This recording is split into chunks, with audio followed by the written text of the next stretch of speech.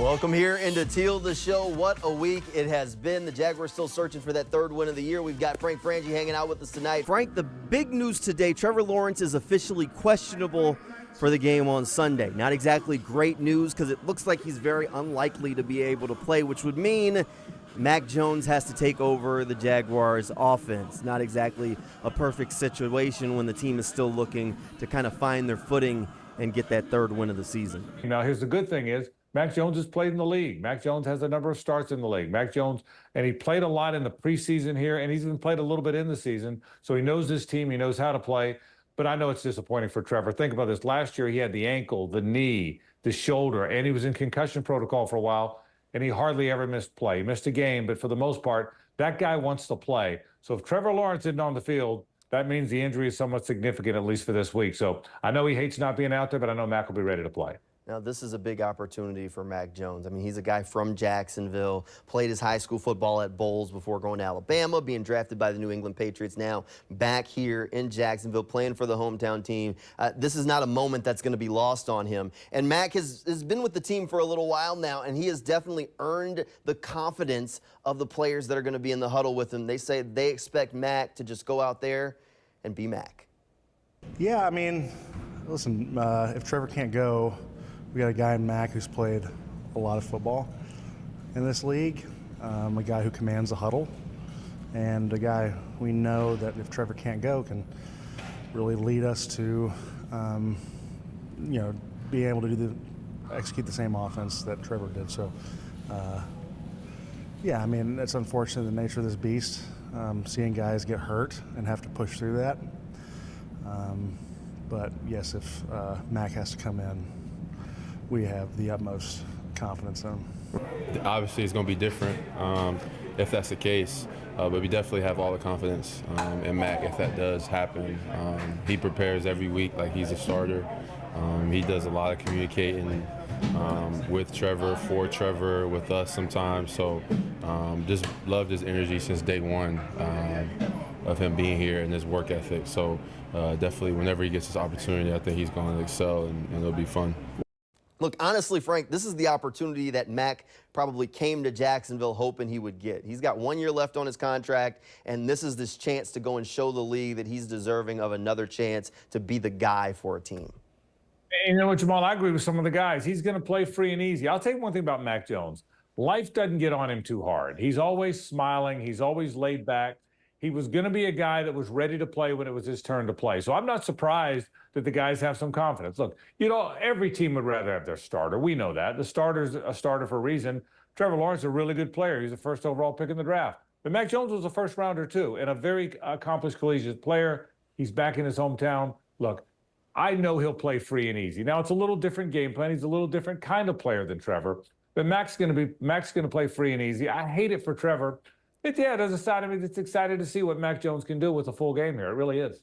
It's definitely going to be interesting to see Mac out there leading the Jaguars offense. Now, one thing that's also going to be interesting to see out on the field is maybe the reception that Cam Robinson gets coming back to Jacksonville. It was just a couple of weeks ago that Cam Robinson was wearing a Jaguars uniform, trying to get wins with the Jaguars, and now he makes his return against the old team back to the bank, a place where he said he wanted to finish his career with the Minnesota Vikings, hoping to land a win with Minnesota. Some of his teammates talked about Cam today, saying that, look, they're interested to see how he handles it coming back, but they're also excited to see him out there on the field.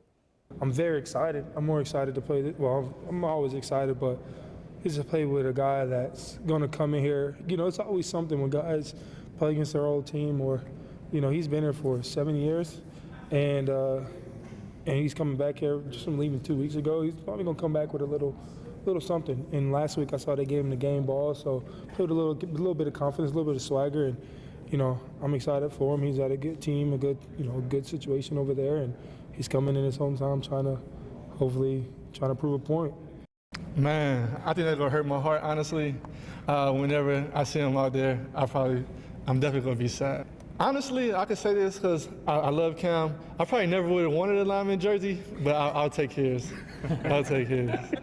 Yeah, it's an interesting deal for sure. We love Cam. Cam is, and when he was in this locker room, was, listen, I only had him for a footnote in his very illustrious Jaguar career.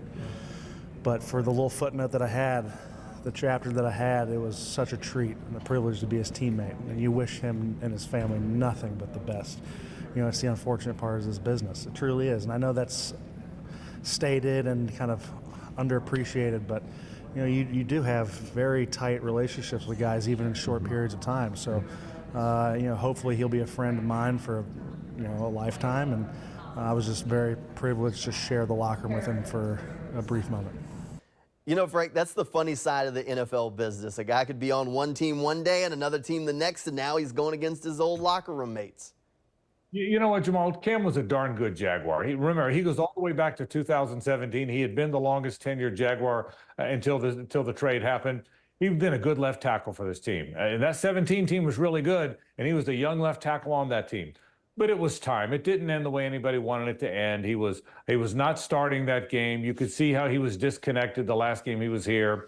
There was a disconnect. And you knew then watching his body language then, watching the body language of some of the other players, that it was probably time to move on. They did the right thing. They traded him. They got something for the draft pick. Cam needs to gets a fresh start, and he needs that. So it might not have ended the way people wanted it to.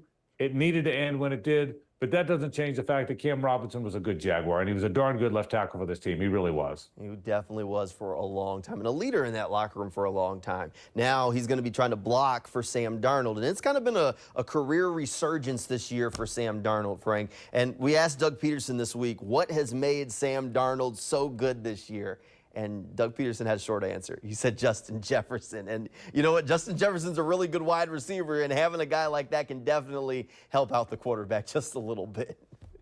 Make a lot of quarterbacks good, wouldn't it? You better believe it. Best receiver in the league. I'll tell you what else too, Jamal. And I've said this a lot. You and I have had this conversation. When you're a high drafted quarterback, drafted first or drafted in that top 5 or whatever, and expected to play right away, man, it's hard. Trevor went through it. So many quarterbacks are going through it.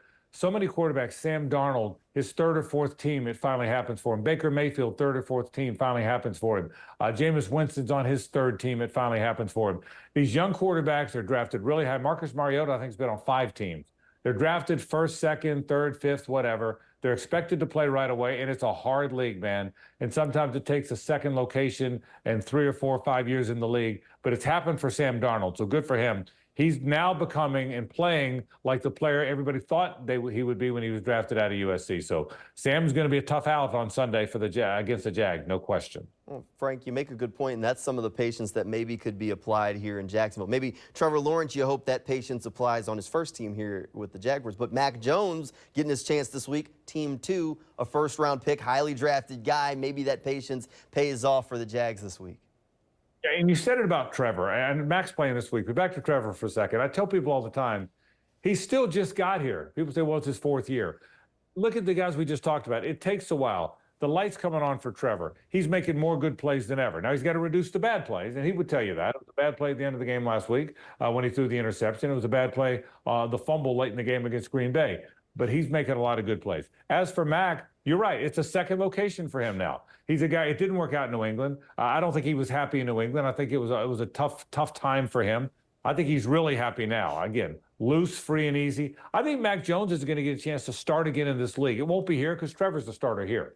But I think he's going to get a chance, Jamal, to start again in the league. And if he is, games like this one will go a long way to how people feel about him when they need a quarterback.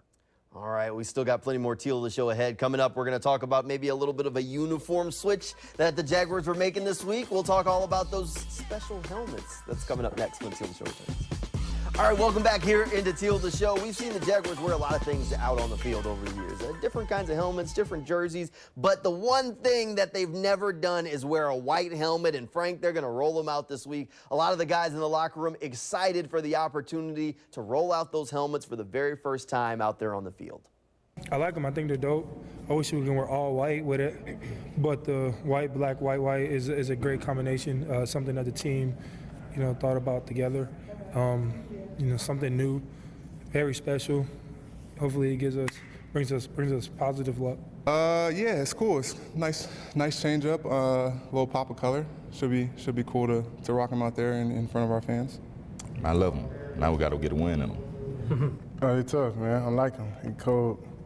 So I ain't get to wear the throwbacks, but I get to wear this one, and then you get to wear the throwbacks again, I heard, so that's good news. You know, Frank, there's an old saying, look good, play good, and if the guys think those helmets look good, maybe it'll help them play good. I love the way they look. I think they're clean. I think they're fresh. And I'm not nearly young and hip enough to use the words clean, fresh, but that's what all the kids use, so that's what I'm going to say. But I love the way they look. It's a neat look for them. I love it. Something different is kind of cool. It's hard to believe they've never done that in their 30 years, worn anything but a black helmet or a helmet with black in it, and now they got the white helmet. I can't wait to see it. I'm a uniform guy. I think it's a really neat look for them. And you know players love it. Look, anytime there's something that makes a player a little bit more excited, that's a cool thing. So good for them. You may have to get one of those white helmets for the shelf behind you, Frank. Right back here, the black one and the white one. We'll get rid of the Gator helmet and do black and white Jaguar helmets. I'm in. Let's do it. All right, Frank. So going to be a big game this week. The Jaguars have been struggling. You know, this is a one-score kind of league, and the Jaguars have been on the wrong side of that one score. Still looking for that third win of the season. Minnesota's been rolling a little bit. What do the Jags need to do to help Mac Jones lead them to a win over Sam Darnold? Not the quarterback battle that we envisioned going into this game, but what do they have to do to score a win on Sunday? I think, Jamal, quarters 2 through 3.5, they've been pretty good. They have to change the start and the finish. 3 games in a row now, they've had a 10-0 deficit. They've trailed 10-0 3 games in a row. That can't happen. The last 2 games, they've only had 1 first down in the first half. That can't happen. So they've got to start faster. So the beginning of the game. And the other thing is the end of the game. At the end of the game, think about it. 2 weeks ago, they're playing the Packers. One more play. It's 20-20. The game's tied, and the Packers made one more play. They tied the game up, and the Packers made one play at the end of the game. This game, they were down 6 points, a chance to go win the game, and the Eagles made one more play. They intercepted Trevor in the end zone. So think about that for a second. One more play against the Packers offensively or defensively to stop them. One more offensive play against the Eagles, and they're 4-5 instead of 2-7. So you got to start faster. You can't have that 10-0 deficit and be the team that makes the play at the end of the game. They're in position. They've put themselves in position. They got to be the team that makes that play. All right, Frank, do you think they're going to be the team to make that play this week? You know, it's gotten to where it's hard to pick them, Jamal. I'm rooting like crazy for them, and I pick them a lot. But the Vikings have played better. The Vikings have been the better of the 2 teams. The Jags have lost some confidence, and they're reeling a little bit. Hard for me to pick the Jaguars right now, particularly with the backup quarterback, the way they've been struggling. So I'll probably pick the Vikings in this one, even though I hope I'm wrong. We'll see if Mac Jones can maybe be a little bit of a spark for a team that's been looking for something. He definitely has a different approach to things. It would be great to see the Jacksonville guy get a win in Jacksonville in his first start for the hometown team. Mac's an easy guy to root for, so we'll see what happens. It's tough to pick him right now, though, Frank. Frank, thanks for being here. Thank you at home for tuning in. Good night, everybody, and go Jags.